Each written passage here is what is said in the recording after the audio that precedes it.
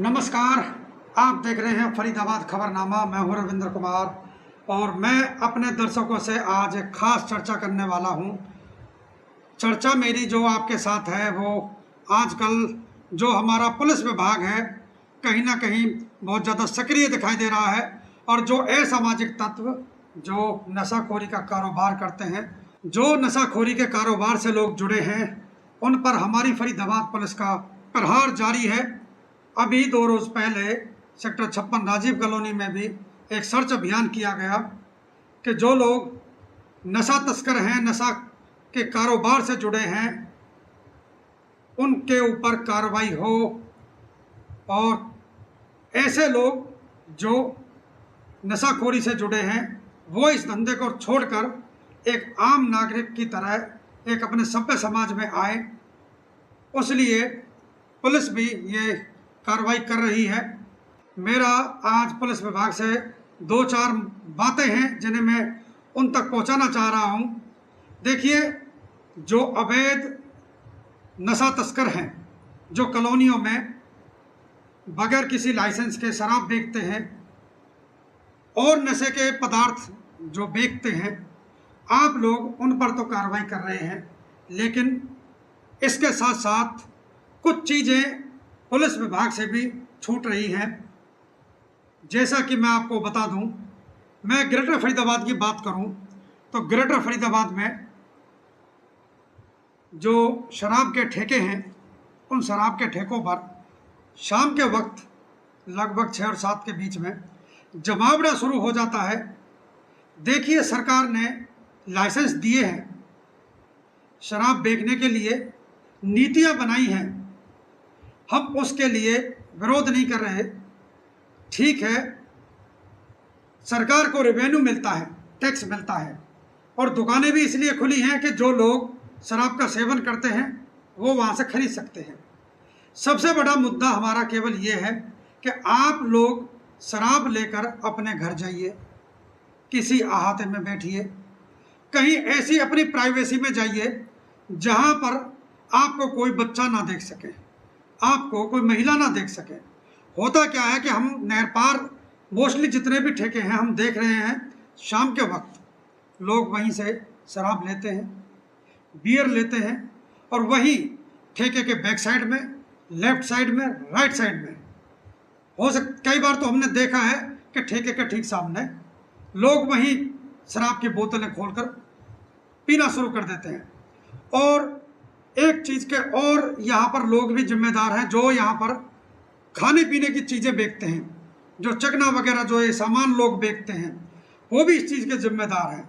वो उन लोगों को पैक करके दे दें कि जाइए आप अपने घर जाके पीजिए। कुछ लोग 1-2 बार तो वहाँ से शराब लेंगे, फिर जब घर लेकर जाएंगे तो घर वाले उन्हें डांटेंगे।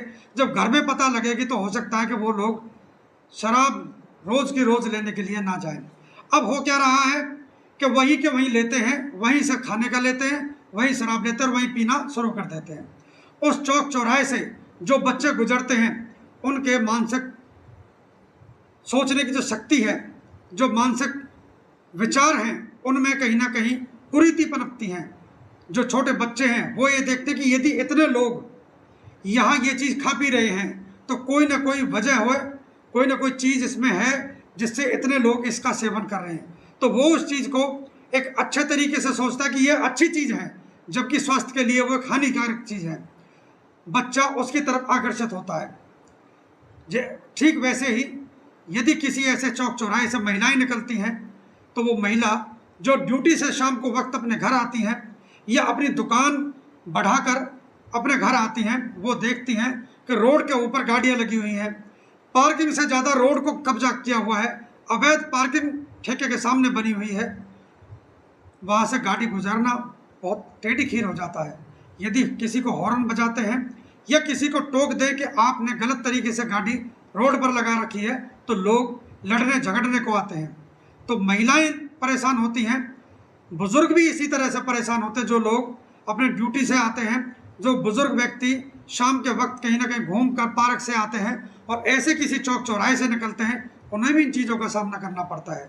तो मैं पुलिस प्रशासन से अपने चैनल के माध्यम से रिक्वेस्ट करता हूँ और ये संदेश देना चाहता हूँ कि आप लोग कृपया जितने भी ये शराब के ठेके हैं, चाहे ग्रेटर फरीदाबाद की बात करें या और फरीदाबाद की बात करें या फरीदाबाद जिले की बात करें, जहां भी आपके शराब के ठेके हैं, कमिश्नर साहब ये हिदायत दें कि वो SHO इस चीज़ के लिए जिम्मेदार होगा।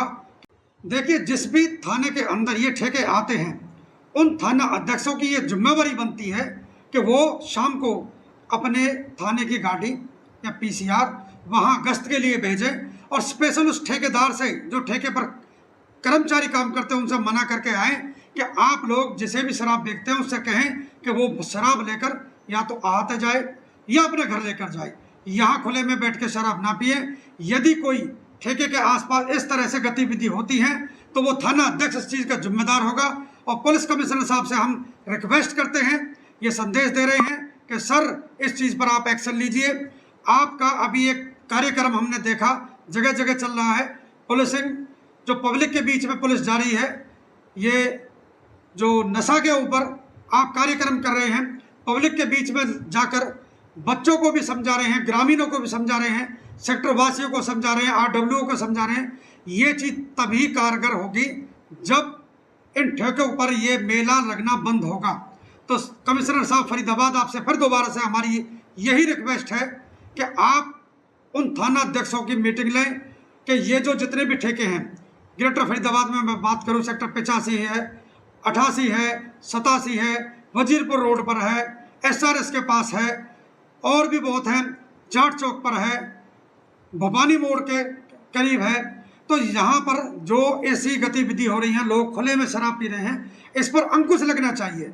आप लोग जो शराब खरीदते हैं वो लेके अपने घर जाएं, वहाँ ना पिएं, इससे वातावरण खराब होता है। दूसरा, क्राइम भी बढ़ता है सर, क्राइम बढ़ता है, लोगों को वहाँ वक्त मिलता है पीने के लिए, खाने के लिए, और जब नशा ज़्यादा होता है तो लोग क्राइम भी करते हैं। तो हम कमिश्नर साहब से फिर पुनः रिक्वेस्ट कर रहे हैं कि ये गतिविधि रुकनी चाहिए। आप देखते रहिए फरीदाबाद खबरनामा। मैं हूं रविंद्र कुमार, नमस्कार, धन्यवाद, फिर मिलेंगे।